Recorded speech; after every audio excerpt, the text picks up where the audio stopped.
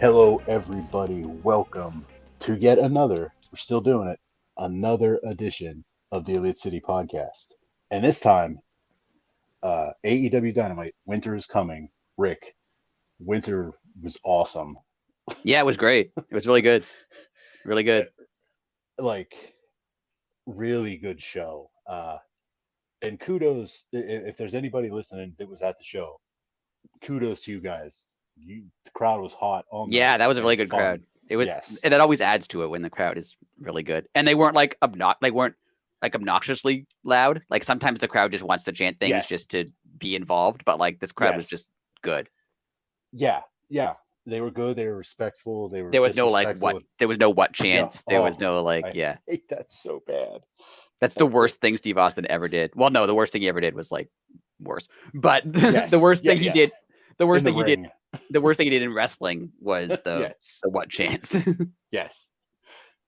We'll get to the WWE. Some documentaries came out this week. Oh yeah.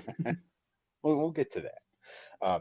Anyways, winter's coming. They always. I was trying to think of the word earlier today, and I still don't know what the word is, but these special quarterly shows that they do, that they basically put a pay-per-view on free TV, Right. is like they're just special, and I really hope, like, 10 years down the line, or what like once AEW is like cemented, I really hope these become like kind of what they mean to everybody else, like what they mean to us, since we've been there from the beginning. Like, I hope they just keep it up, and people are like, oh my god, December every year, winter is coming. Right. Yeah, and like even Battle of the Belts, they've been doing like every few months too. Like, I like these like themed shows. Yeah, and I like they make it feel like it's just an episode of Dynamite, but it feels bigger Right. every time they do it. And I love that they have the NBA song for the best of 7 now. I love it. It's amazing. And like, I don't know how much you've been on Twitter, but people putting it with like different people's themes, and it's syncing up. There's one from the House of Black, and it's amazing. It somehow Like, works with everything. I don't know how, I but it know. does. Like the House of Black one, like when the lights comes on, it just goes da da da da da da da da, da, and then Malachi stands up. It was hilarious. It was so good. Yeah, Tony Khan, just in music for this match, Tony Khan probably spent a few $1 million. Yeah. That's apparently one of the, and off topic, but the new ROH service, the streaming service. Yes. Part of the reason I think some of the events aren't on there is because they don't own the rights to a lot of the songs. So hopefully he can manage to get those. It could be a potential thing. I don't know how long he buys rights for when he buys rights to a song, but okay. it could be. I don't know if he's like forever rights, or is in 2 years when AEW gets a streaming service, they're gonna have to edit all these songs out. I wonder what the rights packages are for these things. That's weird. I don't know how that works. There's a couple people that might know the answer to that I know. I remember Eric Bischoff saying once that when he got the Jimi Hendrix song for Hollywood Hogan, yeah, they only allowed like getting just the first 30 seconds of it was way cheaper than like the whole song. Oh, I can imagine. Yeah. So whenever they had Hogan do an entrance, they made sure it was just like a short one, so they didn't have to pay for like the full version of the song. But then if you notice now, if you watch anything on WWE Network, they edit it out because they don't want to. I guess they don't want to pay. That's interesting. Like that is a very, like, that only happens in pro wrestling, because like pro wrestling, like they use songs in like MMA and stuff, but the money is so different because the people in the ring are also on UFC level. Right. Like they're multi-millionaires because they're making way more money than a pro wrestler, so they might even own the rights to use For whatever those song they songs. walk out to, yeah. Yeah, so it's as a wrestler, it's a like it kind of only exists in that realm of like, do you walk that line? Like, are you going to be stuck to like come out to I don't know, like a song by Kiss, and then like you make it real big, and oh, I can't afford to Right. use what I was known for, you know? Yeah, Like that would, apparently they wanted to get the final countdown for Danielson, and they were asking for like some ludicrous amount, so they just didn't do it. wow. Also, kudos to those old bands, like realizing, Yeah, of course. If for some like if you're the Kansas and the Young Bucks want your yeah, song, yeah, charge whatever you can get for it. Like, whatever you can get for it. And then like I would have loved to have seen like the Spotify and Apple Music numbers before that Dynamite for that song, and right. then the downloads from like the following Thursday. Yeah, You know? I'm sure it's good because now Kansas once in a while will like retweet the Bucks entrance or the Elite's entrance, Oh, that's and awesome. clearly they're excited by this. Like it must be helping them. Yeah, like I would just love to see those, um, like those numbers, like how it's known is like every year, like around like October, like Mariah Carey starts getting Right. money because her song starts getting played. All I Want for Christmas Is You. I almost, oh geez, I almost forgot the words. Uh so like that would be really interesting that on that scale, Right.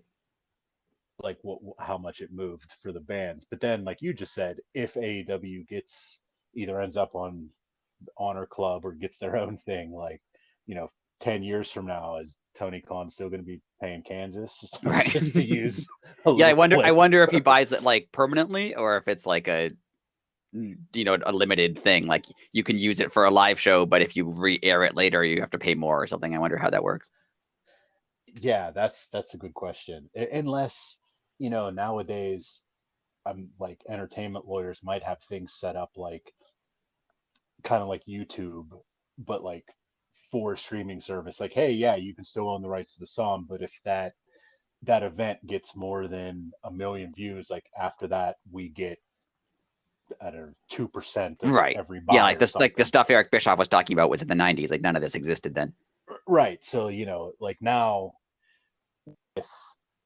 you know, like I forget what it is to have on YouTube. It's like under 30 seconds. You don't owe anybody money, or like Right. you could use like a Michael Jackson song, and they just consider that free advertisement for them. But Right. if it's over that, then they can step in for copyright infringement, Right. which is totally weird because you're taught your entire life like you can't use anybody else's work, but now because of the internet, you can use 28 seconds of it. It's fine. Just an odd time we live in. But anyways, uh, the trios match, best of seven, match number four. That's the way they started the show. I mean, that was pretty. I mean, excuse the pun, the bar was set really high because when you have the Elite and Death Triangle, uh, literally anything can happen. It could be. A, well, we're probably going to get a brawl next week, but we'll get there in a second too. You know, it could be a brawl. They could be jumping out of the rafters. I mean, just the high level of professional wrestling was unreal And in all these it's matches. hard for any teams, any individuals to do 7 matches with each other, but Yes. they've managed to make them all different. Like each match has been Yeah. different than the one before it so far, so it's been really good. Yeah. And I mean, in this one, you could even say from the time Don Callis sat down to commentary, and I think Taz asked him, you know, are you prepared for a Death Triangle to cheat? And he kind of planted the seed early. We always have a plan. Right. And yes, they did. Ah, of course, as soon as the bell rang, it was just sprints. Like they just started. It was awesome. Um, a super quick start, and like you said, every match has been different. And this one, even with, we'll jump ahead for a second here. Even with Nick, quote unquote, getting hurt, to me, this match had a different vibe to it from the beginning. Yeah. Like Yeah, oh, you agree with that? Yeah, I agree. Okay, It was cool, like cool. I think what I took from it was more like frantic, and it made sense based on the numbers of it, like that it could have been 3-1 or 2-2 at the end of the match, right? So Yeah, I could yeah, see both teams they both portrayed it as more of it was fast, but not the way, I don't know how to describe it. Not the way they're usually fast. Like it was more frantic. yes, Like they were desperate. Like they were trying to yeah, yeah. Good call. it wasn't as much like, maybe it's because the Bucks weren't involved in it as much as usual, but it wasn't as much as like pre-rehearsed type of moves as these teams usually do. Like setting things up, True. and it was Yes. more of just like, oh, we just want to get this done as fast as we can because this is an important match. Yeah. Um. The whole uh the whole Nick getting hurt thing was so well done. Yeah, I bought it when it had like 100%. what, Same here. like about halfway through, I figured, nah, he's gonna come back. But like when it first happened, I was like, oh Yeah. yeah, he tagged out, and then a doctor came down. I was like, yeah, that could be real. Yeah, I was gonna say we were texting during it, and you were like, "Hey, do you think this is real?" And I was just gonna say like, "Oh, if the doctor comes, definitely." And then and then I think Excalibur was like, "Oh, Doc Samson's on his way Yeah, down," and that's when I was like, "Oh man, it probably is." And then like they took him away, and obviously they did this on purpose. They didn't talk about him for just like a minute, minute and a half, right, just long enough for you to forget that he wasn't there. right. And then they planted the seeds in your head, like, I mean, they carted him off. What are they gonna do? They're, blah blah blah. I mean, Like, the oh, commentary on Dynamite, and I love JR. I'm not trying to knock JR, but like this trio of they're Excalibur, very good Taz, and together. Shivani, they're great. Like they do a They're really very good job. yes, And you're right. When he first left, they didn't mention it, which is what they would have done if it was if real. you're exactly. So yeah, that was really cool. It's AEW blurring the lines. I know we say that every week, but I mean that's really what it was because that's how we were trained to watch wrestling. Yeah, If they sit there and talk about the guy's arm, oh, the guy's arm's probably not broke. But right, if he's favoring his arm and they're definitely not talking about it, well, there's probably something wrong with it. right. Um, but anyways, as we talked about the crowd, I think they stood up during this match, and we're gonna get to watch Rampage tomorrow. They probably stood all the way till the end of the show at Rampage because they went nuts the whole night. They were a And good crowd. I just want to say Kenny Omega is back now. Yes, Like his yes, first couple matches, I don't know if that was a storyline thing or if he was really getting back into it. But his first few matches he was a little bit less in the ring. He was in the ring a little bit less. He was a little bit yeah. slower. I think that probably part of that was storyline. Uh, But either way, like right. yesterday and on Dynamite, his performance was Kenny Omega. Like that's the Kenny Omega Oh, yeah, you were all used to seeing. yeah. His just the way that he does everything. It is. I don't want to use the word perfect because nothing is perfect, obviously. But if if you were to see a silhouette of it, you would know Kenny Omega did it. If that makes Right. any sense. Yeah. Like his style, his positioning, everything, it's just screams him. And yes, you're right. He was himself last night. It's Definitely. funny because going like before the show started, I remember I was thinking about all the people on AEW, just like, future stuff because I'm a nerd and I think Hmm. of stuff in my head. Yes. And one of the things I was thinking of was like, oh, I wonder if Kenny Omega is going to have like another big singles run anytime soon because it seems like he's kind of just been in trios and like, yeah, he gets attention, but he's not like the focus of the company, which you Right. thought he would be when AEW started. And I was like, oh, man, he's not really wasted in a trios thing, but he's not showcased as much. But like then yesterday, he was really showcased a lot, so that was cool. Yeah. I mean, as we said, like Nick was quote unquote hurt, aka he wasn't hurt at all, as part of the story. But like Kenny basically wrestled 3/4 of the match. I mean, Yeah, Matt Jackson did his stuff, but his stuff was like kind of in the middle. Like, I don't know. Kenny took over and was just once he was in, he was in. I guess I don't know. yeah, and then they had the spot where he went for the tag, but they pulled Matt off Yeah. the apron. So yeah, Kenny wrestled a lot of it, and it was all very good. Um. I mean him and Pac could have Oh. they could have 100 matches in a row. and they would and all they'd be be incredible. incredible. Every single one of them. Yeah. Yeah. We're gonna give a shout out to Ray Phoenix. We talked about the Elite a lot, but I've never saw anybody do an inverted frog splash before. No. That was the coolest move I've ever seen. Yeah, Ray Phoenix does things that you don't think people can do. Yeah, like it looked weird doing it, but it made sense how it worked. And I love because Excalibur was just kind of casually like, "Oh, inverted frog splash." I'm like, "What do you mean inverted frog splash? That's not a thing." Like, exactly. That's not a move that I've heard of. Yes. Don't just throw that out there as if it's something I'm supposed to know. Like, but it made perfect sense. Right. Ray, well, just Death Triangle in general, all of them are incredible, but Ray Phoenix is something special, and that move was just super cool. We're gonna throw Alex Abrahantes under the bus a little bit. I think he provided the hammer. It kind of made TV, but didn't. I don't know if that was a error. I didn't see it. You just mentioned, but it makes sense, but I didn't see it. Oh, like if you look, like I said, I don't know if it was a production error, like one way or the other. Like if they were supposed to show it, missed it, or if they cut too early and they kind of got the pass.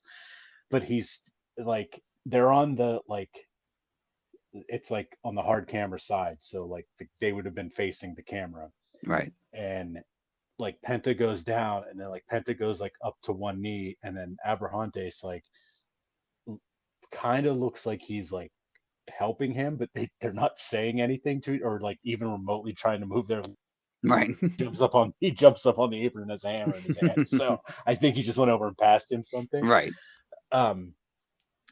But after the fact, he did get the hammer passed back to him, and he had a pocket on the inside of his jacket that a ring hammer just happened to fit into. So I mean, that looked kind of suspect if you ask me.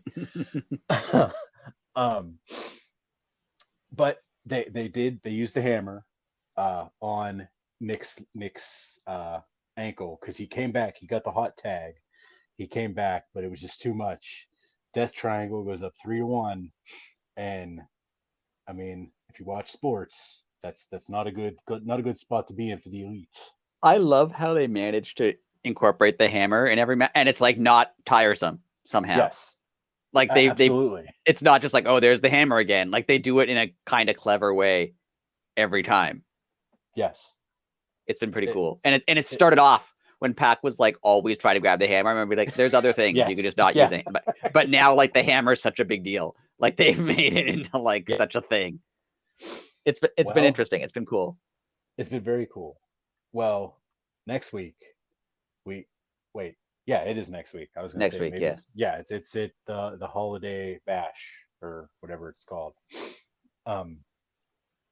Next week is a hardcore match, no rules. Did they also say Falls Count Anywhere or just hardcore? I think it's just no DQ. Then the week after just Falls Count Anywhere, I think. Okay. I knew there was Falls Count Anywhere said, but yes, okay. Yeah, it's the week after. Well, if necessary, because of course necessary. Of course, they would announce stipulations for all the matches and then not have all the matches because that makes perfect sense. Correct. It's not going to happen, but I would absolutely love the reaction if they're like, and match 7 is going to be a ladder match, and everyone gets all excited for the ladder match, and then it's over in 5. And like, yeah, there's no ladder match. We're not having one. Sorry. Hey, that happens in real sports all the time. Like that does happen. Yeah. I'm still upset that I bought when the first year, going off topic, the first year the Penguins made the playoffs after a while in the Crosby era.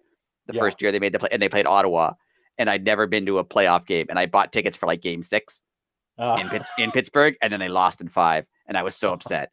Have you been to a playoff game since? Not in Pittsburgh. I've been to a game in Toronto. Oh, see, I'm kind of jealous of you. I've been to like a million playoff games here. Yeah. I think I told you a million times. Again, off topic, but just real quick. Me and my buddy, we plan on. Well, we were going to do it in 2020. We just wanted to go to a random Leafs game. Doesn't matter who they play. We don't care. Just go to an actual game in Canada. Yeah. But it's going to happen one day. There you go. But anyways, back to the match. Yeah, the final three matches are like stipulation type matches, which I mean, I don't know how they're gonna get away with this on national TV. Like they're gonna get gnarly. Yeah. I mean, like in a good way, but like also like I mean they're gonna have all six of these guys. Like I mean it's gonna be good. But Yeah, I mean, no DQ is basically going to just be like a bunch of tables and chairs, I'm assuming. That'll be yeah, most of the match. yeah, And I feel like the Elite will use the hammer to win because it's now legal. that's true too. That would be that'd be fun. And I then hope they the next one is Falls Count Anywhere, which could be ridiculous. yeah. And then a ladder match apparently. So And then the ladder match is that January 11th too? it is. Oh, wow. Seems like they're hyping up that show quite a lot. I wonder why. Don't know. My God, that show. Like, my God. Okay. Well, moving on before my head explodes. Um, Again, Death Triangle goes up 3-1. I think me and you said this at the beginning. I thought they were actually going to go up 3-0, and I Yeah, think I you thought so said, too. yeah, like because they want to make the hill bigger for the Elite to Right. have to climb, and it's obviously now, as you said, it's obviously going 7, which means that Triangle doesn't win another match. Right. Well, I guess they could win They could have been the last 7. one, They but could win the last one, yeah. but Yeah. um, it's just going to be interesting, but it's going to be super fun, definitely. For sure. Um, as soon as this match ended, we had Alex Marvez back, which congratulations, bringing him back was awesome. Haven't seen him in a while. I had a backstage with MJF, who what a promo. And then it was funny because he started with the absolute opposite of what Ricky Starks said that MJF does. He just goes for the low hanging fruit, make fun of the town, blah, blah, blah. Well, he says he made Ricky Starks just for being in the same ring with him. It was an awesome heel promo. Yeah. Good promo. And then I loved how at the end he just did everything that Ricky said that he always does, but he did them like right in a row. He made fun of the town, called everybody stupid, and then like made fun of Marvez. It was just like boom, boom, boom, and then it was over. It was so Yeah. good. It was just like the little things like that are what make me appreciate AEW. Like MJF didn't have to do that. If I wasn't paying super attention, I might not even notice that he did that. But the fact that he did just to be an ass makes it funnier. AEW seems like, and maybe this isn't just me projecting as what I want them to be, but they seem like, how we're clearly wrestling nerds because we have a podcast about wrestling. Correct. I feel like most of their roster is just like wrestling nerds. Like they're just like, yes, definitely. They pay attention to like weird little things like that, and like how can we work that in? Like I feel like MJF probably just like studies stuff. Like okay, what did I say before? Okay, how could I work that into what I said now? Like he's. Oh yeah, he is the master of. Well, you sent me. He tweeted out when they hired that new producer, like it said something like, seriously guys, this is a game changer, and like people were like, oh my God, he tweeted out of character. Right. Like yeah. most of the time he's the not news was so big that about... he broke character to do it. Like he's never breaks character. Like yeah, like I mean he just doesn't, like he'll bust on anything, but for him to do that was a big deal. yeah. But I mean his promos are always gold, but they have been super on point lately, and it was just a great promo. Yeah, since coming back, his promos, like he was kind of into like the tired, like mocking the city a little bit too much. Oh yeah. And since he came back, he's a lot more focused and a lot more on topic, and it's been really good. Oh yeah, it was so good. I loved it. We had the Acclaimed come out next, and I'm gonna yell at the internet about this because they complained about it, of course. As the Acclaim's coming down, and Max's rap's like I don't know, a little more than half over, they get jumped by Satnam Singh, Sanjay Dutt, Jay Lethal, and Jeff Jarrett, and Max Caster gets the guitar over the head by Jarrett. Awesome heel move. And the internet was mad because a bunch of bad guys did something to the Acclaimed.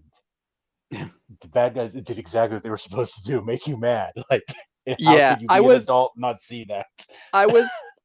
This is a wrestling logic, so like it's all this again not unique to AEW, but it's always weird when like some teams have to like work their way up to number one, like FTR spent forever working their way up to like number one contenders to challenge the Acclaimed, and like Jeff Jarrett is like, I'm just gonna hit him with a guitar.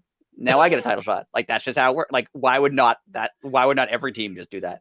Right? Like very true. Just constantly attack the champion and you'll get a title match. That's how this works. It's very, very true. I can see being a little annoyed that like, why are they getting a title shot over some other teams? I get that, but I don't think this is going to be a very long feud. Yeah. I feel like this is going to last a couple weeks, and the Acclaimed will beat them and move on. Like Jeff Jarrett's not winning the belts. That's what I was just going to say. I was getting a drink, but yeah, like this is maybe to keep them relevant through New Year's Bash or something, and then it'll go a couple weeks and then it'll be over. Right. Yeah. If it doesn't, if it ends up a Jericho Appreciation Society BCC feud where it goes on for a year and a half, then I'll change my tune. But it goes on for a year and a half and had 14 blow-off matches. We always think it's the end, and it just comes. It's just like keeps going. Yeah, it's like the LFI. Like we're like, does it exist? Does it? Oh, it must exist. We talked about it, and then you'll talk about it for another 5.5 months. Yeah, and that's what Jericho was next, and that's basically what like they're still talking about Moxley. Like, stop talking about Moxley. Stop talking about, like he said he challenged Claudio. He said he's gonna get a rematch. No, I don't want that. No more rematches. Move on. Like do something. Stop having these two teams. Like they're all good. Like I like Jericho in the ring. I like Claudio. I like Moxley. Like, but like just stop having matches with each other. It's too much now. Agreed. I totally agree. I will say the one thing that I think is going to be hilarious in this whole new retooled JAS thing is that they made Daniel Garcia Sammy's little brother. Yes, that was funny. And that's going to be amazing. And we can't forget. People are gonna be so mad because I know the internet wants Daniel Garcia to be a face so badly, and they hate Sammy Guevara so much. Yes. It's gonna be fun. Like this is eventually, hopefully, ending with Garcia turning on Sammy. Like that's. But if it, or maybe not, it's a Jericho feud. It could go on for another year of not ending. So you never know. But let's not forget Jake Hager had to let everybody know he loved his hat. He likes his hat. He really does. That was the best part of the promo. When he screamed that at the end, and then just at the end, I like this hat. Was amazing. And Jericho gonna fight some jobber, but I'm sure that's not important. Yeah, it's not important at all. That's nothing that's gonna come up later. No, I have nothing to say about that. Anyway, moving on. Brian Cage, Jack Perry. Brian Cage versus Jack Perry. We've said many of negative things about Brian Cage, but we're going to put him over really hard because I even texted you during the match that who is this man that looks like Brian Cage? That right. Charisma. Because where the heck was that for 2 years? Since he came back, I was just like, is this a different guy named Brian Cage? Like it's he's been good. Since he came back with like in ROH, he's been really good. Like he's had entertaining matches. He's done cool stuff in the ring. Like he's been good. And like, I can't even say that like, oh, well, yeah, he was trying to be a babyface before. He's a better heel. Like, no, he was a heel before. He was just bad at it before. Yeah. He was just bad at it before. Like, yeah. I don't know if someone backstage, like, we were texting back and forth. I don't know if someone backstage got a hold of him and was like, hey, let's try to do this, this, and this. Or if maybe he was not comfortable being a heel and now he is. Like, he had to figure it out. But it's working perfectly. Yeah, he's doing well. Like obviously, I'm not saying he should be like world champion, but like he's but he's entertaining now. Like before, when Brian Cage was in a match, I was like, all right. Well, first of all, Brian Cage was never in a match for like a year. That's very we were uh, upset when we found out it was like he had like 30 matches. We're like, that didn't happen. Like, Yeah, I there's no. literally before he came back, I couldn't remember any Brian Cage matches. I remembered like when he showed up, when he lost to Ricky Starks, Yeah, and that's it. Like nothing else. yeah, but But now apparently, he's like he's not forgettable anymore. yeah, and it's I, this match was solid from beginning to end. Uh, Brian Cage, they kind of went 50-50 early, back and forth, and then Cage took control through the commercial break. Um, After the commercial break, there were a few little. I'm splitting hairs here. Like they weren't total botches, but there was like got a little sloppy there for a second, which happens. I mean, not every match is going to be perfect. Um, but I don't know. That kind of just threw it off track a little bit. To me, the end was just a little lackluster. Yeah, Uh, I could see that. I mean, it didn't detach from the deter, not detach. It didn't deter from the match at all. It just seemed off at the end. Just the end though. But Jack Perry gets the clean pin, which honestly, I honestly thought this match could have went 50-50 because they are giving Cage the push, but it made more sense why Jack Perry would win because he Yeah, calls out Big Bill.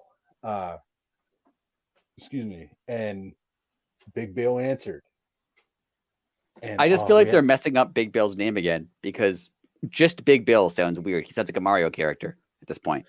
true. He should be Big Bill Morrissey. Yeah, but that's like way too many syllables. Yeah, but But I understand. I didn't like William Morrissey. Like Big Bill is better than W Morrissey. Yes. It's better than that for sure. Like W is a even worse first name, but Big Bill just he sounds like a cartoon character at this point. Like Yeah, yeah, that's true. It's the worst name. Like I don't know what the heck was his name in WWE. It was Big Enzo and Cass. Big Cass. Like is that do they want to just put big in front of it? Like I don't know. Like I just we know who he is. I mean, I I don't guess know. it's better than just Bill, but what's wrong with Well, William Morrissey what's wrong with Bill Morrissey? Like, I or got Bill wrong with that. Morrissey? Yeah, that's fine. Yeah, like Like, yeah, I, do that. Maybe they'll anyways. work it out. Well, anyways, he had a heck of a choke slam. Yes. I will say that was monstrous. I mean, Jack Perry was about 14 feet in the air, And I do but like his team with Lee Moriarty. I think that's cool. that is a super cool team. I really do dig that. Well, all of a sudden, Jack Perry has a tag team partner, and I Yes. think I think everybody was surprised because I know I wasn't expecting this, but Hook's music hits and the place went bananas. Yeah. Such a cool spot for. I mean, Hook has only been on I don't know, I'd say less than 5 Dynamites, and that might even be saying Yeah, too not very many. much. No. Yeah, he's been a Rampage guy. So to see Hook save Jack Perry was awesome, and I really hope this is a tag team. And yeah, and Hook actually like wants to be like he helped him up. Like Yes, Hook's other teams have kind of just been like he doesn't care. Like even Team Taz, he like didn't really care. Like he wasn't true. like but and with Danhausen, he was like, okay, I'll help you, but I don't really want to. But like this seems like he wants to be in a team, so that's cool. Yes, that's a good point. It's a great point actually. It's going to be very interesting. You sent me the photoshops running rampant on Jungle Hook. Yes. It's it it writes itself. I mean, there's money to be made there. Yeah, it'll be You fun. have I you guess they're have the gonna have a feud font. with Big Bill and Lee Moriarty, which that'll be fun. That'll be cool. I like that. Yeah, because we already know that Jack Perry works really well with big, like enormous big guys, Yeah. and Lee Moriarty and Hook are going to put on technical clinic. I mean, these matches should be very good. Um, Moving on, we had the BCC backstage where I, it was definitely a positive. Um, well, let's start off with it was minus Danielson, uh, Right. which I mean, it kind of made sense in the end, but just still kind of weird that he wasn't there. Um, but like Mox was, it was such a good Mox promo because he was mad, he was angry, he was giving people credit, he was taking credit away from people. It was in the best way all over the place, I guess. And um, Claudio and Wheeler both talked about, his big night at Ring of Honor pay per view. They both got their belts, and it it kind of looks like everything's okay with the BCC right now. Yeah, it seems like it, but I don't know if it Um, actually is, but it seems like it. yeah, it seems like it for the time being. But like I said, Danielson was not there with them, so uh, we will see what happens with that. And I like how you could tell Moxley's kind of over this feud with the JS because he was like, okay, fine, Yes, Sammy Guevara, but it's supposed to be done. Like he even said, like, yes, this is supposed to be done, but fine. yeah. Like, even Moxley's like, why are we still doing this? Like, this is too much. It's incredible. It, it was sometimes when you're self-aware, it's the greatest form of comedy, and that like literally made me laugh out loud I think because it was Regal who actually said this, like in an interview, that he said Moxie's actually really funny. He just doesn't want to be funny on TV. His character is like really, but like he's yeah, actually a really funny guy, and you can tell that. Like he has good timing. He has like good like yeah. self-deprecation. Like he's just like he seems like a guy who is funny. Just by reading his book, which if you've never read it, it's a highly recommended because you will laugh. Yeah, Like he he was like you could just tell like after you read his book like the way his mind works. yeah. And he said something like, I don't know, I was on the plane, I don't know where I was going, but I had like 5 hours on the plane, and I'm thinking, why do I shave my chest before I fight a guy? Like when would that ever work in real life? Like you're at a bar and someone's like, come on, buddy, we're going outside. I was like, hold on, I'll be right there. I gotta go shave my chest. He was like, and that's when I decided I'm not gonna shave my chest anymore. Nice. And it was like a page and a half long, That's just of good. randomness. That's good. Yeah. Oh, Yeah, and he his called book out Hangman was, Page. We don't want to forget that. yes, he called out Hangman, and And the Dark Order too, if they want to show up. that is true. And they responded. Um, well, we'll get to that. I don't know who's going to show up for the Dark Order unless we get Stu. I never thought of that till right now because the Dark Order is not much left. Yeah, that's true. Um, so we're gonna get obviously we're gonna get Hangman Mox 2. Um, obviously this goes on based on the Hangman's health, but if he's cleared, when do you do it? I feel like he probably is cleared because didn't he get thrown out of the stairs last week? So they wouldn't do Oh, that that's true. if he That's wasn't true. cleared. That's true. Yeah, I would. I mean, I don't know if they can stretch it out to Revolution. That's in March. That seems like it's a while away. Yeah. But I could see them trying to get it that far because it's a big match, and they've already faced each other on Dynamite. So maybe stretching it out to Revolution, like they could involve Dark Order, they could involve BCC, they could try to stretch out. I don't know. What about you? Well, I was gonna say just like make it go as long as possible. Yeah, But yeah, March is. I mean, that's like that's a long way off. but there's no like special. I three mean, and a there's half Battle of the months. Belts, but there's no specials in between. Like there's no special Dynamites really outside of the 11th show, which doesn't have a special name yet. Hmm. There's no like Well, winners coming or Grand Slam type events in between now and then. But they could do it because it's a big match, so they would do it on a big, not just a and, random Dynamite. and you just said it though. There's that January 11th one that's Right. looking to be a heck of a show. So, Yeah, they could do it and there. and that's not stretching it out that much. I mean, that's like 3 weeks away. You can get Yeah. okay. I'll take that. I mean, geez, that show is going to be freaking legendary. Yeah. I like if like I'm going to go on record and say this now. If it delivers half of what we think it's going to deliver whole, it's going to be incredible. Yeah. So, I mean, that's we'll talk about that later. But we're uh Swerve. Uh,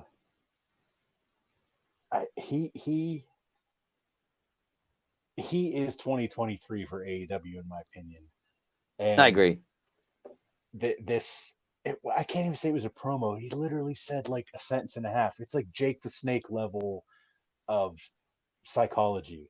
Yeah, I like that he doesn't like. He's not angry. He just kind of talks and Yeah, like, but it's kind of creepy. Like it's good. yeah, Yeah, it is Jake the yeah, Snakish. That's a good point. Like he's not. He doesn't yell. He doesn't like insult you. He just talks in like a low kind of creepy voice. yeah. Like what he say? He doesn't have friends in wrestling as acquaintances or Or something. It wasn't associates, I think it was. affiliates or Was it associates. affiliates or associates? I don't know which one, but It was either one of one. those two. Yeah, Yeah. and that like you talk to any old time wrestler, they'll say, what was one of the big things that they taught you when you were coming up? Oh, you're going to make the best friends of your life and you're going to meet the worst people that you're going to hate all in the Right. same business. And so yes, you're not gonna have many friends. You're basically just gonna have a bunch of associates because as long as everybody kind of gets along, you make money. And I like because that works two ways. It shows like that he doesn't have friends. It's a business. It doesn't have friends. Yes. But it also he could have like associates coming Yeah. with him. Yeah. Like he could be Yeah. teasing bringing someone else in. Yeah. So Exactly. and either way that works. So it'll be Yep. interesting. Whenever he has his, he still has. They're not like in a feud yet with Keith Lee, but they're slowly getting there, and it's Yes. going to be It's good. so good. Oh, it's gonna be so good. And well, he said he will see. Um, he said next week, correct? Not on Yeah. Rampage. No, he It's said gonna next be week. okay. Geez, next week's Dynamite is gonna be. It's going to be a long well, it's got to be 2 hours, but a lot's going to happen apparently. Yeah, um AEW is getting back. I know it's because the roster's generally healthy now. Most yes. of the roster. It feels like AEW was 6 months ago before the summer, where like every show was just like, how are they going to fit that in that card? Yeah. And yeah, I think They with always that do, kind of but it seems like how are they yes, going to end up doing that? It's cool. it is. And I mean it's good for the fan, it's good for us, it's good for the podcast, it's good for everything, it's good for the wrestling business. Yes. As we saw this week, the wrestling business can chew you up and spit you out, but it can also be your best friend. Like it's really weird how with just because AEW exists, you don't have to stress if you lose your job anymore. Yeah, and it's not. I saw a thing from Saraya. What is it again? Saraya. I say it both ways because Yeah. I Either forget. way, Either Saraya. I way, think it is Saraya. I I think think it's I think it's Saraya. Saraya. Sorry. I think. She was saying that, when she was backstage in WWE when she still worked there, she was saying, what like was there? Someone asked her, is there like a rivalry between AEW and WWE? Like you've been on both sides now. What do you think? And she's like, no. When I was in WWE, people didn't like hate AEW. They were happy that there's another company that if it didn't work out for you Yeah. in WWE, you could always go somewhere else now, which wasn't a thing before. So even if AEW never and I don't think in the near future, I don't like AEW is not going to be the level of WWE. They're not going to sell out 100,000 people at a stadium for No. an event No. like WrestleMania does. But they don't have to be. They just have to be Yeah. something that if it doesn't work out for you in WWE or WWE is not interested in you, you don't have to like quit wrestling forever, which Yeah. was the case before. Like if 5 or 6 years ago, if WWE didn't want you, that's it. You're not a wrestler anymore. Like that's just what happened. So, Yeah. or you had to work indies and like, work a lot harder to get I was just gonna those say. dates and get that money. So it's Yeah. nice that there's not that you're not working hard in AEW, but you don't have to like hustle as much. You can get a contract with another big company and you can have a comfortable lifestyle wrestling, and it's good. Yeah, it's very good. It's good for everybody. I mean, like I said, it trickles down to, well, because AEW exists, it lets us do this literally. I Yeah. mean, we would not be made. Well, we probably wouldn't be allowed to have a WWE podcast. Like, and that's like only a 50% sarcasm. like, like there's probably some rule that fans aren't allowed to talk about the product. It's weird over there. House of Black versus which I mean, let's just say a prayer for the factory because everybody saw what was going to happen to them. a Yeah, mile I think away. I think I said to you when it was happening, like I think the House Black's gonna win this one. I just have a feeling. Yeah, Like you can. it's it. Poor Cole Carter. I don't know who he made mad, but he's the butt of a lot of jokes on television. Uh well, I'm just gonna say first and foremost, Julia with the Black Mist That was was awesome. the coolest way to start this match. Oh, it was so cool. Um, House of Black is officially back. Excuse me. Um, Julia's another example of like I'll make a joke and I'll do a serious. What I mean, yeah, Julia's an example of giving someone a hat and making them cool, yes, just like Jake Hager. Like they give them a hat and 100%. suddenly they have a personality. But it's true. Like when she was with the what are they Varsity varsity Blondes. blondes, when she was with them, she was like generic, you know, manager Yeah, and really didn't do much of anything. And now suddenly she has a character and she's involved and she's interesting and it's been really good. Apparently she asked to do this too, didn't she? yes, She yeah. wanted to join the house. So that's really cool. I think it was on Unrestricted. Like they asked her, and she was like, they were like, well, how did it all come about? And I think she went to Jerry Lynn. She went to like one of like the road agents, and they were like, "Oh yeah, just go. He's right over there. Go talk to him and go ask him." And like, I think she said something like, "You weren't supposed to encourage me. You were supposed to say it's a bad idea." And she was like, "No." She was like, "I was so scared to go talk Now to I have to go do Malachi." it. Yeah.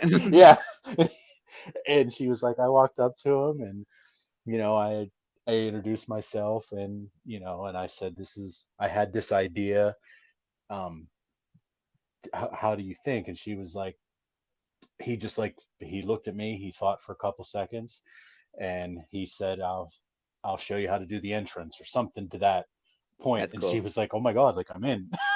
That's really and cool. and and yeah, but she said like Malachi has been like 200% down for her to be in it and like helping her like find her character a little bit. Yeah. And I think that's succeeded because she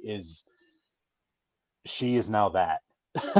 Yeah. If that She's definitely getting her character. Like she's into it. She's like she's doing it. Yes, Yeah.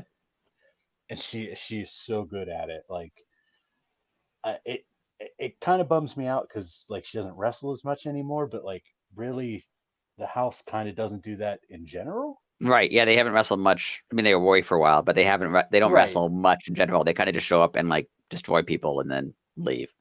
and then leave. Yeah. So, but just having her involved and starting this was amazing. Where do you Uh, think they go? Like they destroyed the factory. What happens next? Are they going after the elite, you think? I think that's where we end. I would like to see them like show up at the end of the ladder match. Like Yeah. I think that would be super cool. Um, yeah, I just think they're gonna like wreak havoc on the trios division here. Like obviously they're gonna start at the bottom with um the factory and then you know maybe go after like someone like the Trust Busters or someone like that next. Like people that are obviously not gonna put up a fight. Right. And then like they'll get more serious as they're getting closer to the elite, I Right. guess. That makes sense. That's just my humble opinion. It'll be good.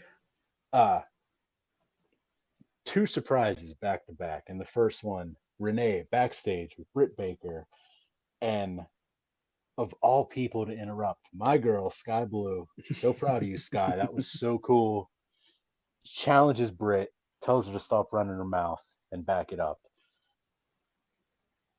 To see Sky Blue on national television now after seeing her basically debut and work her way through Dark and Elevation is the coolest thing.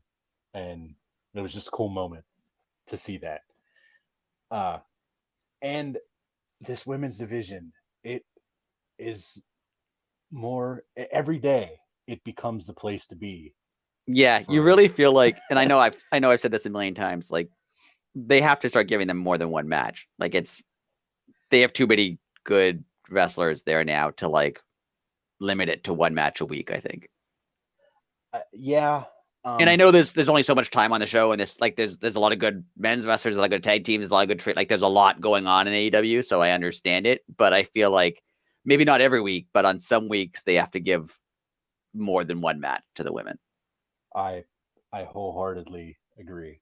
Especially Like if all the rumors are true and they're trying to potentially get someone who could be a big deal. I feel like they're going to need more time. Yeah. And I mean, it's gonna come sooner, I would say, than later, but it needs to happen. Yeah. Because I mean, like you said, I mean, if you break it down, you get one match a show, you get 8 matches a month. Even if that's totally different people, that's only 16 people, that's right? only That's 16 still people, yeah. right? Yeah. That's it's not. I mean, we could say what we want about WWE all the time, but WWE has a monthly pay-per-view. They have NXT. They have 3 hours of Raw and 2 hours of SmackDown. Like they have a lot. Yeah, They have way more like, TV time. Way more TV time. And AEW, I know people think that Elevation and Dark are like demotions and all that. They're not. They're just fun. But even if you add those in, those are like 35 to 40 minutes. Like they're not right. They're not like full length real shows. Yeah. shows. Yeah. I don't want to say they're not real shows. Poor of me to say that. They're real shows, but they're not like, it's like 3 matches. Right. If that, yeah. Yeah. But yeah, Sky Blue versus Britt. What do you? I loved Britt's reaction to Sky after Sky Blue left when she was talking to Rebel, being like, "Who was that? Was that Sky Blue? What is she doing?" Yeah, like that was great. That was absolutely amazing. And I love because it was after she left too. Like it was like I'm not gonna say it while you're here, but once you leave, I'll talk about you after you're gone. Like that was good. It was so good. I don't know if that's going anywhere. Like, is this going to be an upset or like a unusually close match, or if it's just they want to get them Britt on Rampage, because they seem to be hyping up this Rampage. I mean, Moxley's on it, Britt's on it, so I feel like they're trying to get more focus on Rampage. I don't know if this was just a way to get Britt in a match or if it's going anywhere. I'm not sure. I think this is just to get some people that maybe aren't going to be at TV next week because it's Christmas. Right. Like, Britt is, I don't want to say she's top of the food chain, but she's been there she since wants to say one. That. Right. And she has every right to. Yeah. But like she's been there since day one and stuff like that. So I could see her and Moxley like getting next week off. Right. Especially, I think Mox moved. He used to live in Vegas. I think he moved back to Ohio. Oh, nice. I didn't realize. I think. I'm not sure. I know him and Renee lived in Vegas for a while, but I feel like they moved. Very cool. Back to the East Coast. Britt, I believe, still lives in Pennsylvania, doesn't she? Yeah. I think they. Or does she actually live there, or did she? I don't know. She has a dentist office. I don't know where it is though. Oh, no. I'm wrong. They live in Florida. Okay. Yeah, because that's where her dentist. As soon as you said that, it reminded me. It makes sense to live in Florida if you're an AEW, because especially with all the tapings taking place there and the offices being there, like it makes sense. Yeah, and I think she moved down there. Like AEW started, and that's I think Adam Cole had just got signed with NXT, so which is also in Florida. So yeah, that makes sense. Right, yeah. So that's why they're down there. Yeah. Well, we got to the most important part of the show, because the next match was incredible. First off, yes, it was great. I made a bold prediction. Super bold. You did. I had faith in myself. I had faith. Did. Anyways, Chris Jericho versus Action Andretti.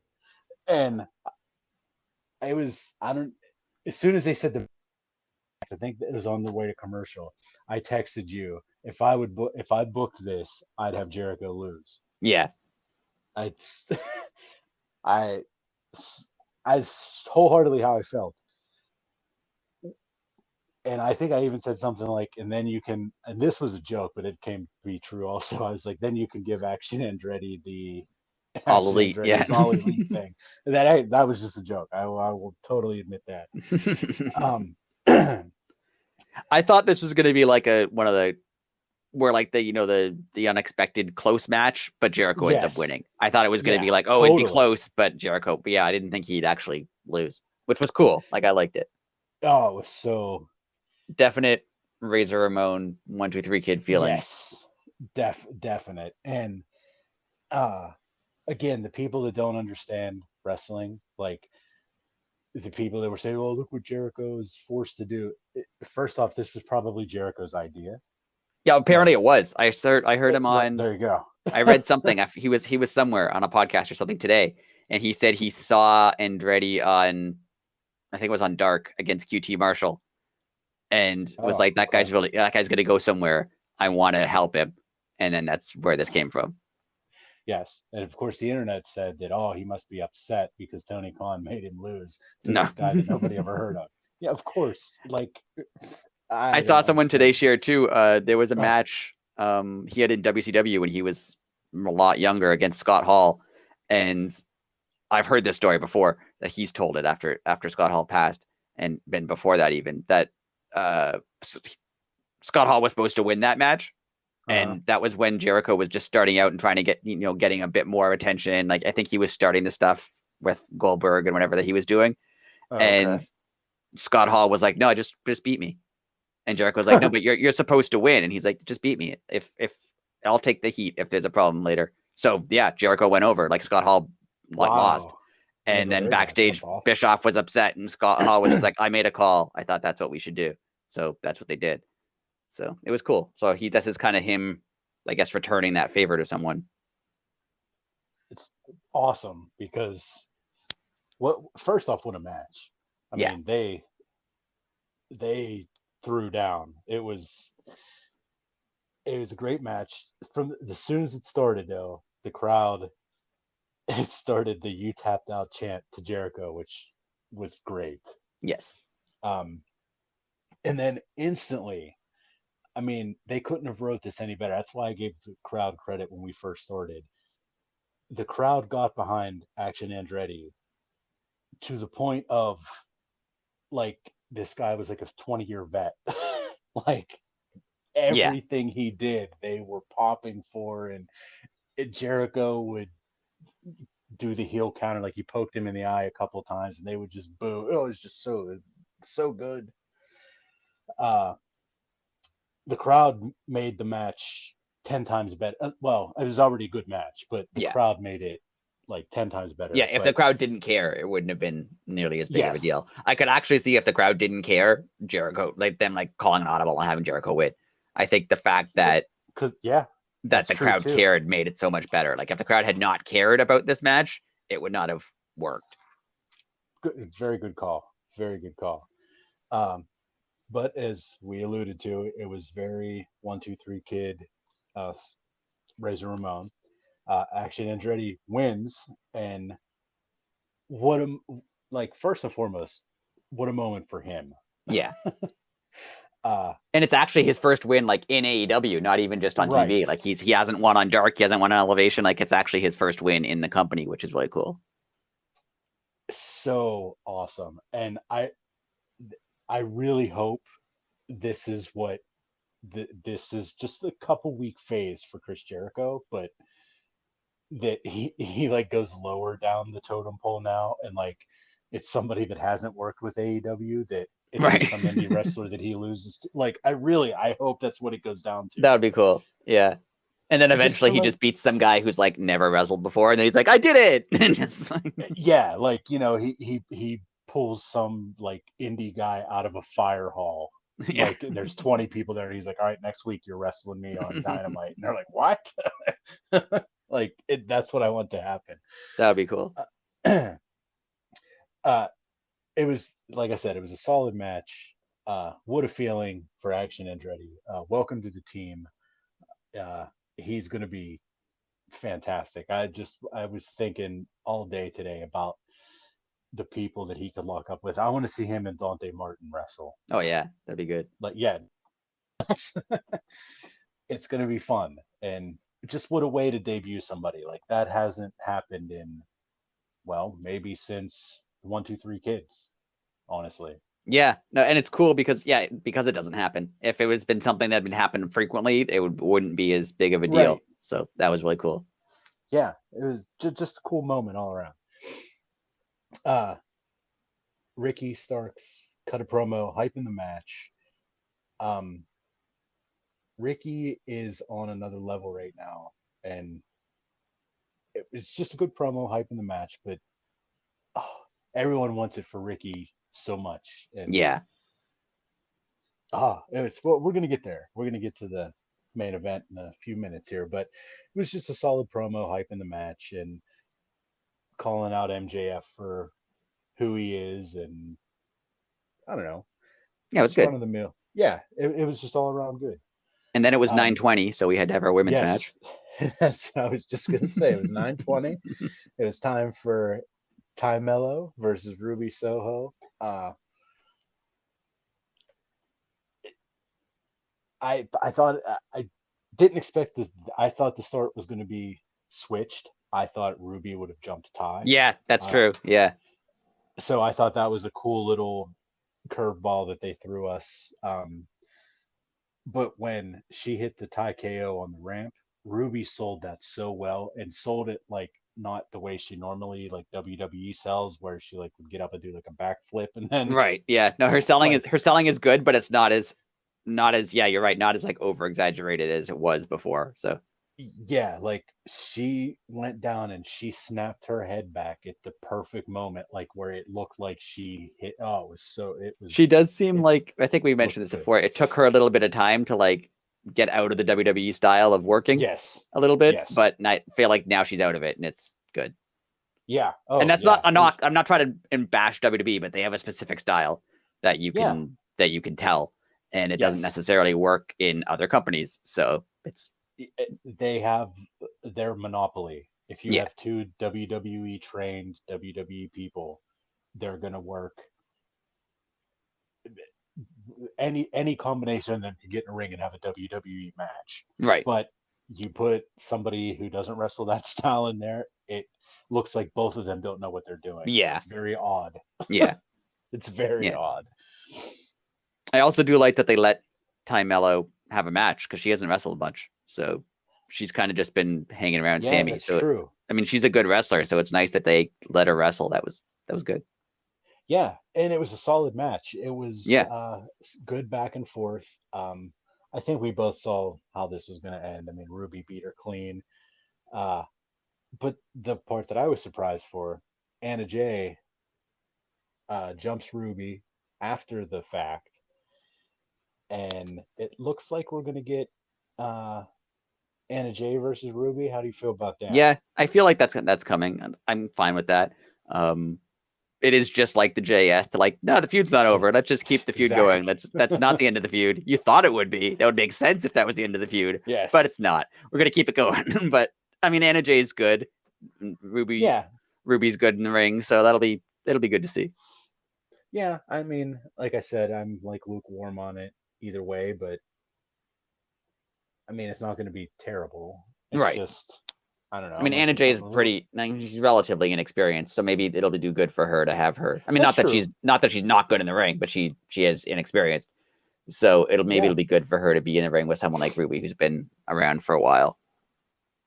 Yeah. Hey, whatever. We'll take it. But I just, like you're right about the JS stuff. It Yeah. just, it just goes Whenever you like, think a feud is ending, it's not ending. it's like just starting. Yeah. A year from now, they'll still be feuding. Yes, it is. Remember when Anna Jay wrestled Ruby Soho 49 times in 1 year? Um, Alex Marvez came back and he had a backstage segment with Hangman and um, Evil Uno. Well, Evil Uno wasn't part of the promo. He was just kind of Just in the there. background, Yeah. just there. Uh, Hangman, again, don't know. They're blurring the lines a little bit. Don't know if this was a true story or if this was part of the storyline. Gave a little bit of insight after Mox concussed him. You know, he said they were asking him the concussion protocol, questions in the back of the ambulance. He knew the date where he was wrestling, blah blah blah, but he couldn't remember his son's name. And if that was true, man, that would be scary. Yeah. If it's not, if it's not true, what a good storyline aspect. Yeah. As someone who has a kid, it's just like, oof, Right. it just like hits you. Right. Like Yeah. I can imagine what that would be like. That would be awful. Like if whether or not that's real or not. If it's real, that's horrible. If it's Right. not real, great storytelling. Like Great. Exactly. it's just so it was really good.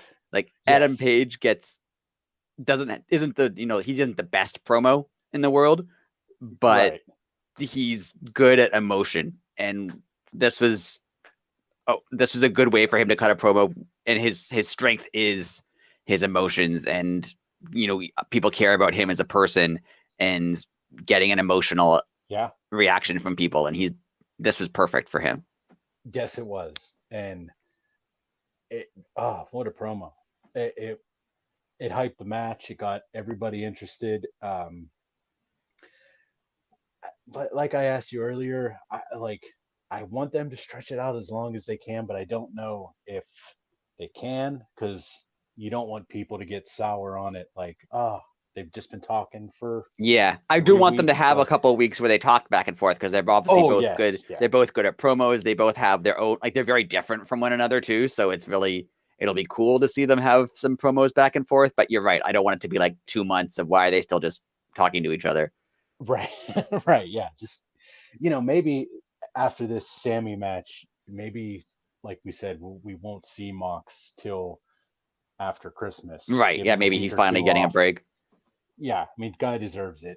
But unfortunately, though, Renee just got hired, so I doubt they'd give her like a month off. Hey, we just hired you, but stay home for a month. It's all right. But maybe we'll get like after Friday, we won't see Mox till after the first of the year. Right. Give Like him a couple weeks. 2 And weeks. Yeah, then, yeah. and during those 2 weeks, you could have Hangman. Come on, Mox, where are you at? Where are you at? Right. Why aren't you answering me? Type deal. Like, that would be fun. Yeah. Then we had the world title and Dynamite Diamond Ring. Main event: MJF versus Ricky Starks. First and foremost, let's just give everybody a round of applause. This was a wrestling match. Yeah. And it felt like a big deal. And it felt like a really big deal. Exactly. You hit the nail on the head. And everybody felt it. I mean, not just the crowd. Like, MJF and Ricky also knew that was a moment, that it was Yeah. special. It was just like last night's show had a very Monday Nitro feel. It had a very WCW feel in general, which is Yeah. kind of weird because they just hired that WWE producer. Yeah. but I mean, if Tony Schiavone hands product, I mean, I'll eat my hat, because it was very 90s WCW like.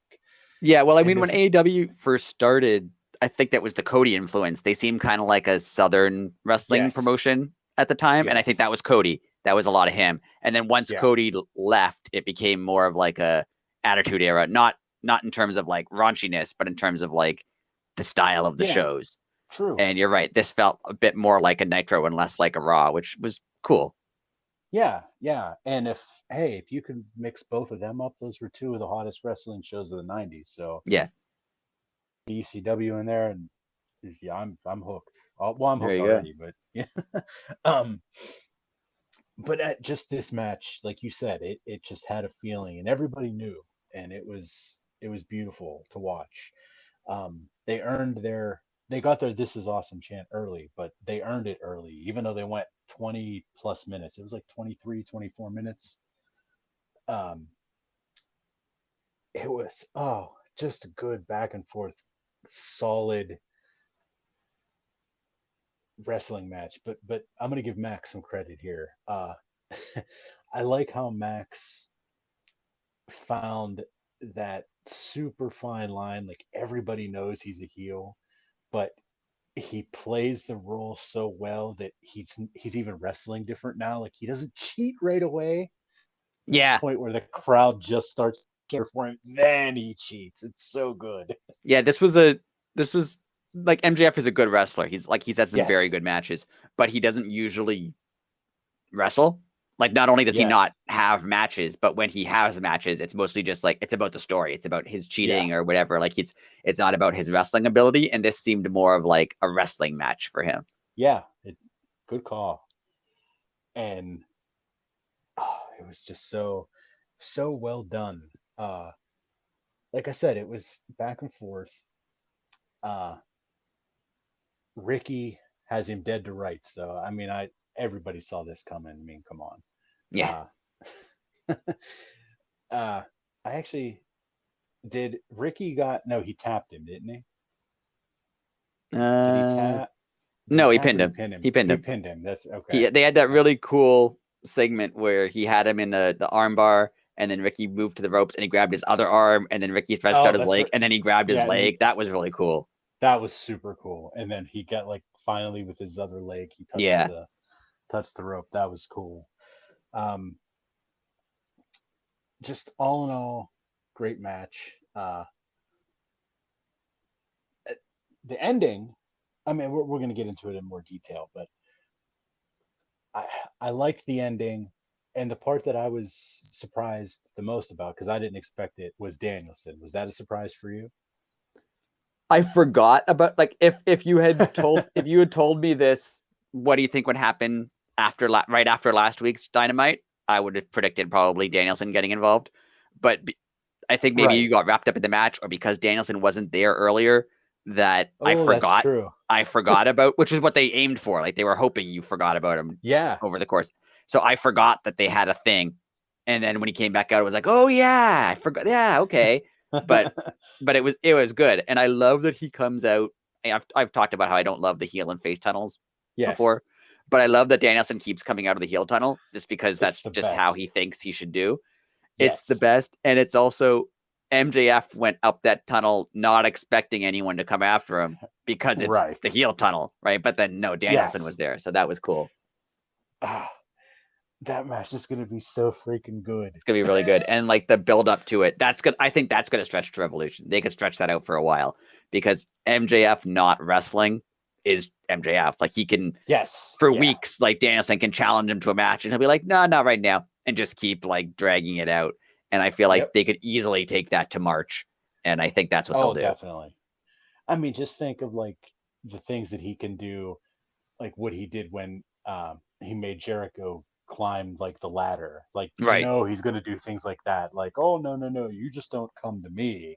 You have to beat so-and-so and then so-and-so. Like, it's going to be so fun. It's going to be good. And Danielson is like, he's not Jericho. Like, Danielson probably wants those matches. Like, remember when he was going up against Hangman Page and he wanted to just fight all the guys in Dark Order? Like, no one made him do that. There was no challenge of like, you have to beat all the guys in Dark Order before you can beat me. No, Danielson just wanted to do that, like, because he just likes wrestling. So I could see this being like Danielson just being like, I just want to have a wrestling match, and MJF being like, fine, but it has to be against this person. Like, just like keep throwing other people in front of him. Like, that'll be cool. It's gonna be so fun. What do you think? I'm gonna put you on the spot. What do you think is next for Ricky? Oh, that's tough because we've talked about this before, how there's like a spot in AEW where, like, if you're not going for the world title, which obviously only one person can be at a time, right? There's the other titles are too low, right? Like, he's not going to go for the TNT title or the All Atlantic title or anything because they're below him now. Correct. Maybe more of a feud with Ethan Page. That would be very interesting. That'd be good. I don't know. What do you think? That. No, I'm with that now. Changed my mind. I was gonna suggest Claudio and Ring of Honor, but I like yours better. Yeah, I could just see that because they work really well together. Yeah, and they kind of resolved their feud because, I mean, Ricky won their match, but they could easily keep that going. They could easily bring that back. And it makes sense for, like, that is a good gray area to be in. Like, they would be fighting because, like, they're the newcomers on the world title scene, Right. Yeah, I'm yours is way better than mine. There's a group of guys who are in the same spot, and it's not a bad spot to be. But Oh like no, it's a great Ricky spot to be in. Starks, Ethan Page, Darby Allin, Jungle Boy, Jack Perry, like there's a couple guys who like Yeah, they're not going to be world champion right now, but right. they're their main event. Even someone like Eddie Kingston, like I don't think he's going to challenge for the title anytime soon. I would love if he did, but I don't think he will. Oh, yeah. But he's someone who's in that. He's obviously not a young guy like the rest of them are, but he's in that same kind of spot. It's true. Oh, what you just named like three people that what I'd take matches with them all day. Just That's let the them thing go. with MJF as champion. Like any of them could challenge MJF to a, and it would Yeah, make sense. Like yeah. if you had a Jungle Boy match with MJF, it would make sense why he's there. Ethan Page would make sense. Eddie would make sense. Yeah. Darby would make sense. Like he is kind It's of. all I think he's going to be world champion for a very long time. same here. And he has a lot of already just built-in feuds. Wheeler Yuta, like there's a bunch of guys you could just like. Yeah. It wouldn't be hard to put them in a match with MJF. Like they have enough storyline, they have enough background that they could put them in a match and it would work. Yeah, it's not only going to work too, it's going to give them the MJF rub, as he would say. Right. But all well, just like this match with Ricky Starks. Like if it's Wheeler Yuta in a month, yeah. If it's one match, Wheeler loses. Excuse me, that was hard to say. Um, but you just had a world title match. You're now Right. in that. That means something. Right. It's what a time. What a time for AEW. It's the best. Um, And they're like we said before, they're like good. not to say that their shows weren't good before, because we've been entertained by their shows since we've started watching. Oh But yeah. it does seem like they're like the injuries and everything with All Out kind of threw things off for a while, and now they're kind of back into where you can see where they're going. Like they have longer term things planned out, and Yes. maybe they'll actually get to do those things now that like not everyone's injured. So True. it's exciting. Yeah, it's very exciting. So just do you have anything else to add here before we move on? No, I'm good. I really Okay. liked Dynamite. It was a really good show. It felt Yes. different. I don't know why, but there was a different feel to it, and like a good different feel. But it felt a little bit different. I can't put a finger on how it felt different, but it did. I'm right there with you. Like I said, I thought it had like a Nitro feel, but it was different in a positive way. Yeah. And like I said, that's why I like these special dynamites. I Yeah. know they're just normal dynamites with they title them, but Right. I don't know. They give special graphics too, and they're just more fun. Yeah, they are. Um, just to give the listeners a heads up here, at the end of next week's show, um, we're gonna do a little um, prediction on what we think is going to happen, or not predict many predictions on what we think is going to happen in 2023 for AEW. So if you have any thoughts, throw them on the Discord, message us on Twitter. I think those are going to be fun. Um, and I think we're going to do our match of the year too, and wrestler of the year. Yeah. And I promise with my predictions, I'm not going to mention CM Punk. I've decided that I'm not going to. Oh, wow. I'm gonna ignore that one and predict other things. You're gonna go with Ace Steel. He's gonna Yes. fight someone else. The return of Ace Steel. That's the big storyline for 2023. No CM Punk. Oh, he's gone. Just Ace Steel. Just Ace Steel. Hey, me and you have joked about it. Literally, you can say anything because this has been such a weird year of pro wrestling. Right. Just so like much everything that's happened this year. Like and it continues. Like it's gonna get weirder. So yeah. Well, just speaking of, like, I mean, you didn't watch it yet, but if you get a chance, watch the Vince McMahon documentary on Vice, The 9 Lives of Vince McMahon.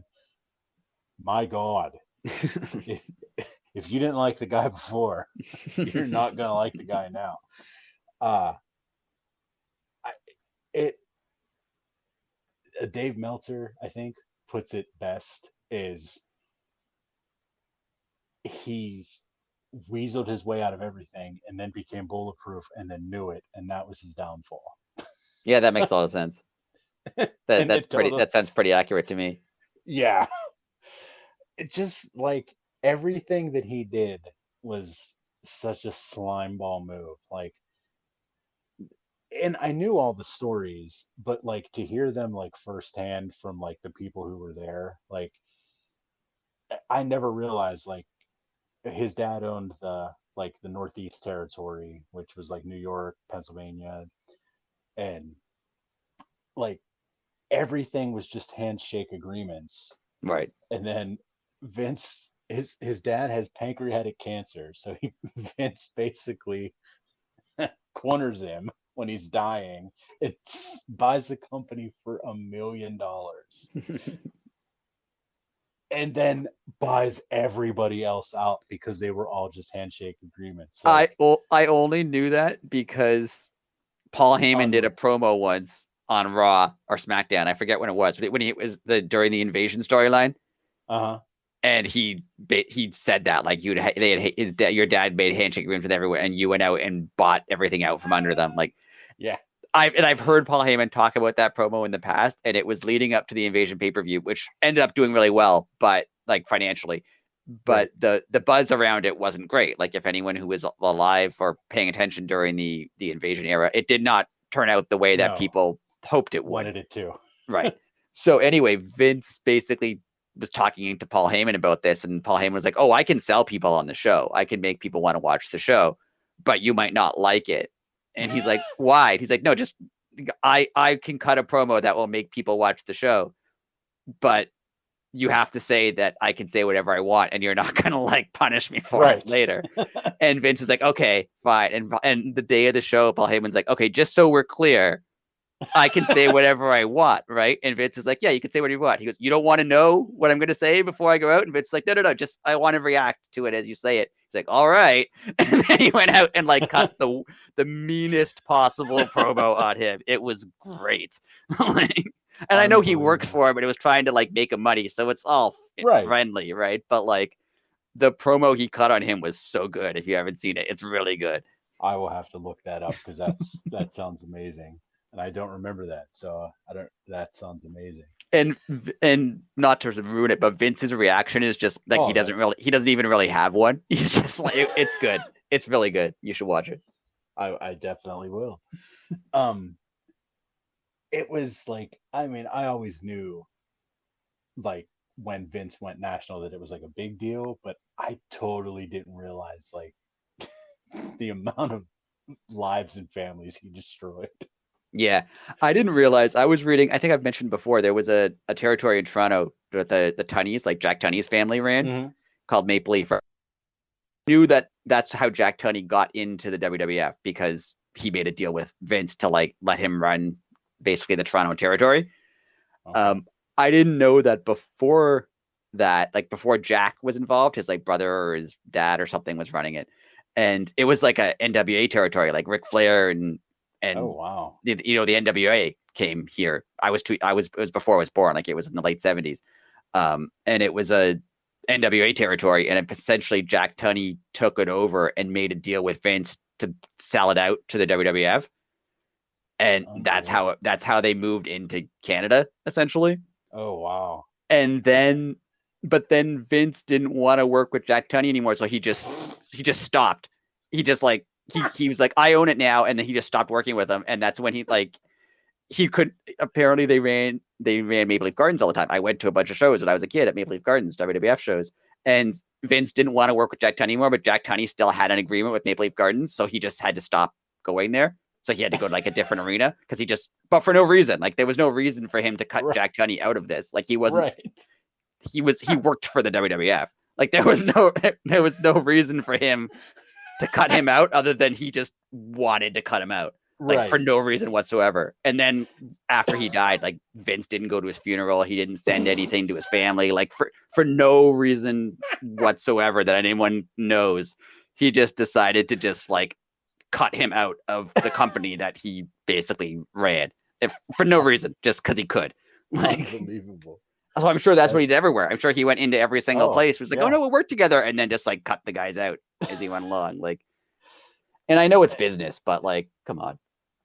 But to do it that way, like I think me and you were talking like the one day, and I was like, oh yeah, like it was good for guys like Hogan and Hillbilly Jim, like the guys that Vince went in and took. But Right. don't forget there was like mid card and low card guys that Vince didn't want, that just literally went from making a living to your job just doesn't even exist Right. Yeah. The anymore. company you work for is gone now because Vince runs it and he doesn't want Right. you. Yeah. And he So, doesn't want yeah. you.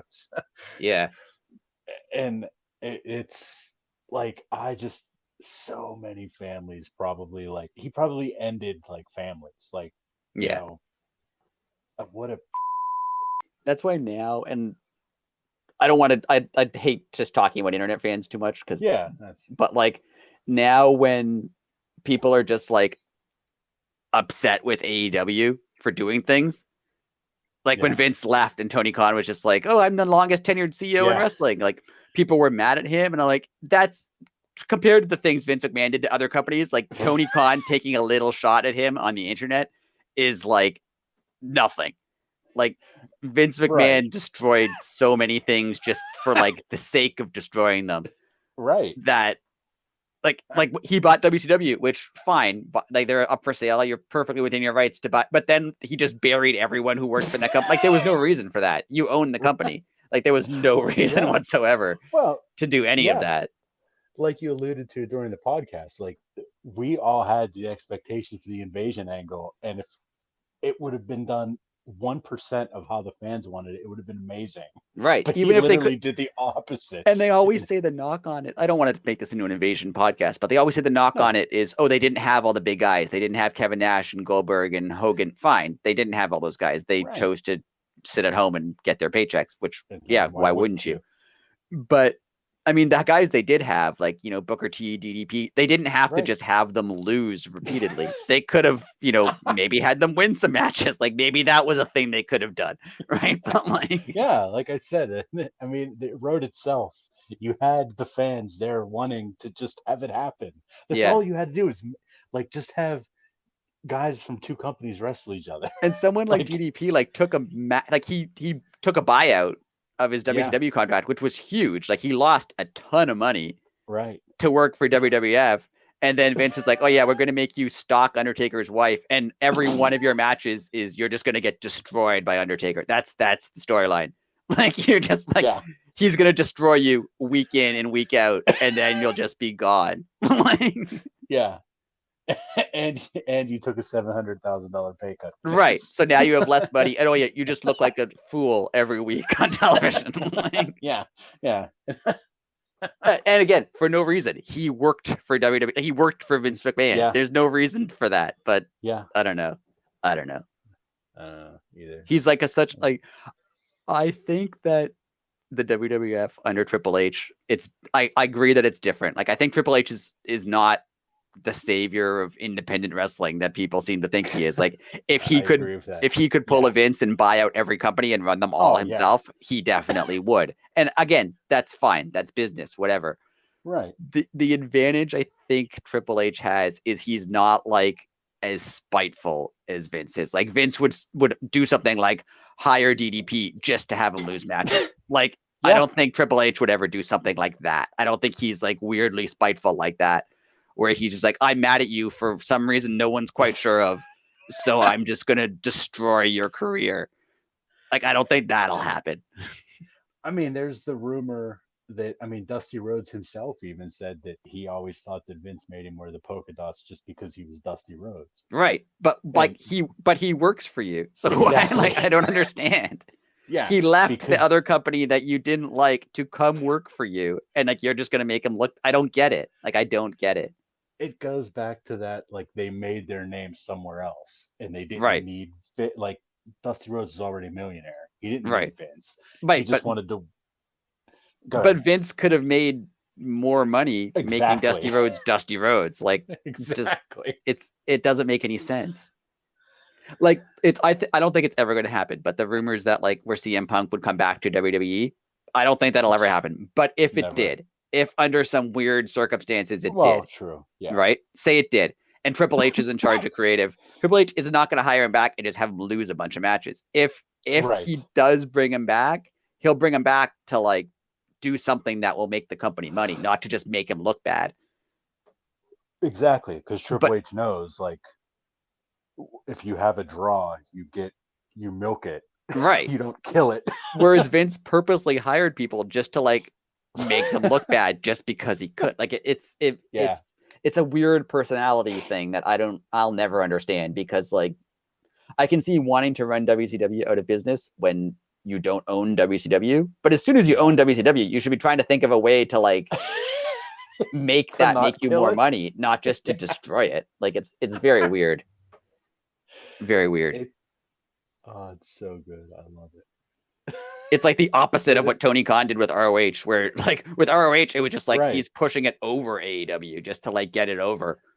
Yeah. And just so it gets its just due on television. Right. And everything. Yeah. Whereas Vince was just like, no, I own the company and I'm just going to make it look terrible.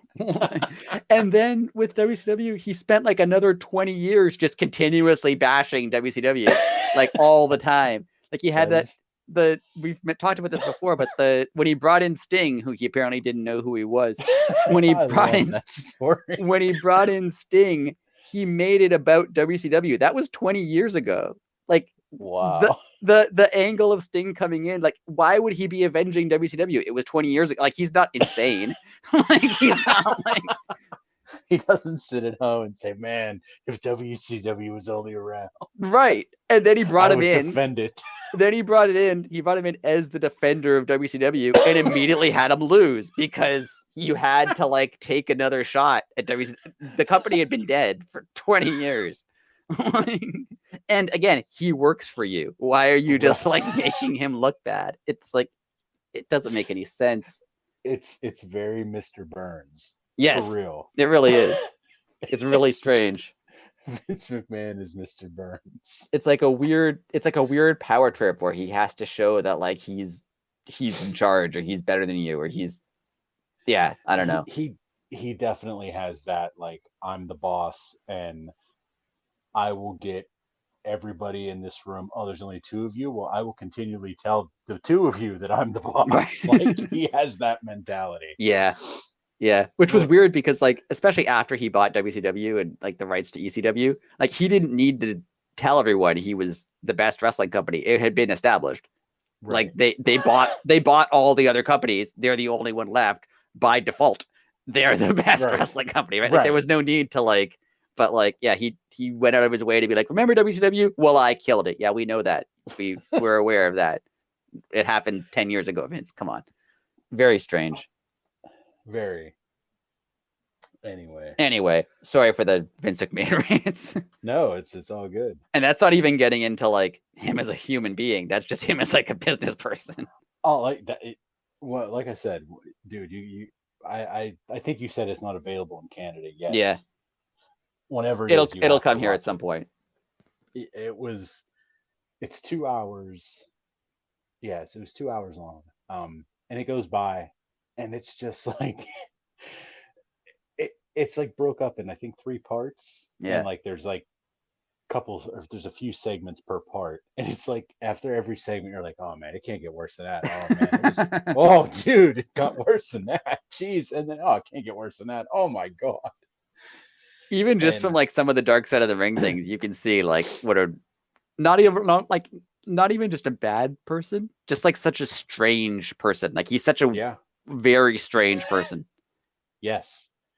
And that comes out, and just the things that, like, they went back and they showed things that, again, as a fan, like, you know, you're 16, 17, whenever this was happening, but they just showed a still picture of him making out with Trish Stratus with both of his children and his wife in a wrestling ring. Oh yes.